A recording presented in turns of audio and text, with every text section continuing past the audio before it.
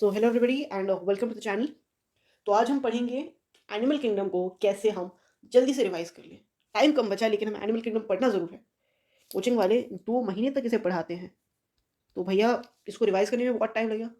हाँ, लगेगा, टाइम लगेगा लेकिन बहुत ज़्यादा टाइम नहीं लगेगा। ठीक है, तो डिस्कस करते हैं कैसे इसको हम जल्द से जल्द समअप कर लें। ठीक है, सबसे पहले तो आपको 6 फीचर्स जानने हैं which form the basis of classification. ठीक है, वो 6 फीचर्स आपको जानना बहुत ज़्यादा ज़रूरी है। मैंने नेक्स्ट स्लाइड में मेंशन भी कर रखा है। फिर इन्हीं कैरेक्टरिस्टिक्स से 11 फाइलम्स के बारे में हमें पढ़ना है। 11 फाइलम्स को क्लासिफाई किया गया है इन्हीं फीचर्स के हिसाब से। फिर जो फाइलम है उसको नॉन कोडेट और कोडेट में बांटा गया है। ठीक है, तो इसी कोडेटा में कुछ सब फाइलम आएंगे।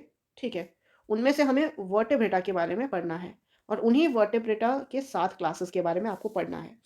फिर एग्जाम्पल्स, तो ये चीज़ याद रखिए कि इनको ऑर्डर वाइज, ये बैकबोन क्या है इसका, पहले आपको कैरेक्टरिस्टिक्स मालूम होना चाहिए, फिर उससे क्लासीफाई किए गए फाइलम्स, फिर इसी फाइलम में आता है कोडेटा, कोडेटा से आपका सब फाइलम बनेगा वर्टेब्रेटा और उसके 7 क्लासेस आपको पढ़ने हैं, और फिर एग्जाम्पल्स। तो एनसीईआरटी में आपको यही कवर करना है बस। चलिए आगे बढ़ते हैं। ठीक है, सबसे पहले मैंने कह दिया था कि इनके 6 फीचर्स याद कर ले, और ये है उनके 6 फीचर्स। वीडियो पॉज करके देख ले, नोट डाउन कर ले, वरना एनसीईआरटी में तो गिवन ही है। ठीक है, इसको आपको A to Z जो भी एनसीईआरटी में गिवन है सब कुछ पढ़ना है, कुछ स्किप नहीं करना। ठीक है, फिर इन्हीं फीचर्स से फाइलम क्लासीफाई करके मेंशन किया गया है फिगर 4.4 एनसीईआरटी में, उसको आप बहुत ध्यान से पढ़ें। ठीक है, और मैं तो कहूँगा अगर आप रिवाइज कर रहे हैं तो थ्योरी पढ़ने से पहले इन चीज़ों को देख ले, एक रफ आइडिया बन जाएगा और आपका टाइम भी बचेगा। ठीक है, इन्हीं फाइलम्स को क्लासीफाई किया गया है। फिर जब आपने फाइलम पढ़ लिया, ठीक है, फाइलम पढ़ लिया, आप रिवाइज करना चाहते हो तो एनसीईआरटी के समरी से पहले एक टेबल गिवन है, टेबल 4.2। ठीक है, उसमें ऑलमोस्ट ऑलमोस्ट सारे फीचर्स मेंशन है, सारे के सारे फीचर्स ऑलमोस्ट। और जो मेंशन नहीं है, ठीक है, आपको लगता है कि ये हमें टेबल में गिवन नहीं है तो हमें याद नहीं होगा, तो उसको क्या करना कि नोट्स जब आप बना रहे हो एक जगह पे इसको लिख लेना नोट्स में, या फिर एनसीईआरटी में उसको हाईलाइटर से हाईलाइट कर देना या फिर अंडरलाइन कर देना।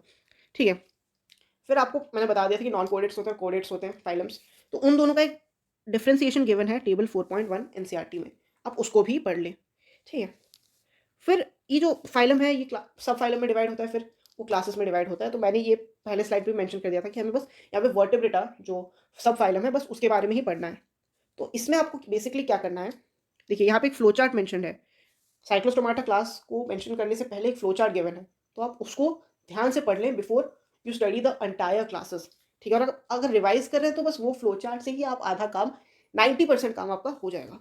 ठीक है, फिर आप जब साइक्लोस्टोमाटा पढ़ रहे हैं उसको अलग पढ़ें। कॉन्ड्रोसाइट्स और ऑस्टियोसाइट्स इन दोनों को आप कंपेरेटिव स्टडी के रूप में पढ़ें, क्योंकि इनके काफ़ी फीचर्स कॉन्ट्रास्टिंग है। ठीक है, काफ़ी प्रॉपर्टीज इनके कॉन्ट्रास्टिंग है, तो आप इनको कंपेयर करके पढ़ें।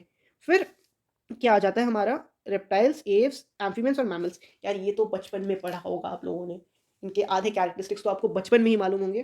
तो मेरा सजेशन यही है, इसको जल्दी से कवर अप करना है तो एक ही पेज में इन सब के कैरेक्टरिस्टिक्स लिख लो, 4 कॉलम बनाओ और लिख लो। ठीक है, और आखिरी में आता है सबसे इंपॉर्टेंट पार्ट जो कि है एग्जाम्पल्स। अगर आपको फीचर्स याद रखना है इट इज़ 60% और एग्जाम्पल्स इज ऑलमोस्ट 40%। तो एग्जाम्पल्स को बिल्कुल भी मिस नहीं करना, क्योंकि फीचर्स मेंशन कर देगा, एग्जाम्पल पूछ लेगा, एग्जाम्पल मेंशन कर देगा, फीचर्स पूछ लेगा, कुछ भी कर सकते हैं। तो इसको आप निमोनिम्स के थ्रू भी याद रख सकते हैं। ठीक है, याद करने के लिए निमोनिम्स विल बी बेस्ट, लेकिन आपको फीचर्स और एग्जाम्पल्स को कोरिलेट करके अगर याद रखना है तो फाइलम मेंशन करो, क्लास मेंशन करो, एग्जाम्पल्स लिखते जाओ। इससे क्या होगा कि आप जब एग्जाम्पल्स पढ़ोगे तो आपको फाइलम के फीचर्स भी याद आ जाएंगे, तो इससे आप जल्दी से जल्दी चीज़ें याद कर पाओगे। ठीक है, मैं ज़्यादा टाइम नहीं लूँगा आपका, यहीं पे वीडियो खत्म करता हूँ। उम्मीद करता हूँ कि चीज़ें आपको समझ में आई होंगी। Thank you very much and have a really great day.